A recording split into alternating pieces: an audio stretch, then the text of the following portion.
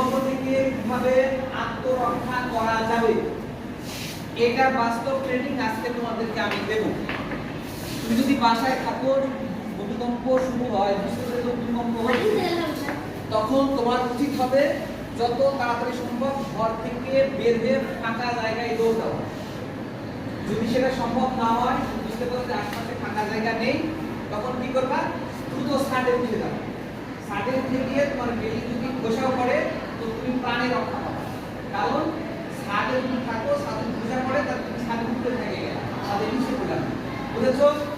আচ্ছা, যদি ঘরের মধ্যে থাকো কিন্তু কোথাও সম্ভব না, ছাদ মতো আছে, তাহলে সম্ভব হয় টেবিলের নিচে বা খাটের নিচে ঢুকে যাবে। বুঝেছো?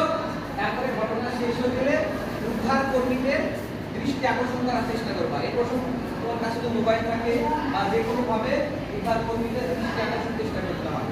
আচ্ছা, স্কুলে আসো, ভূমিকম্প আরম্ভ হয়েছে, সে অবস্থায় কি করবা? বলো তো কি করবা?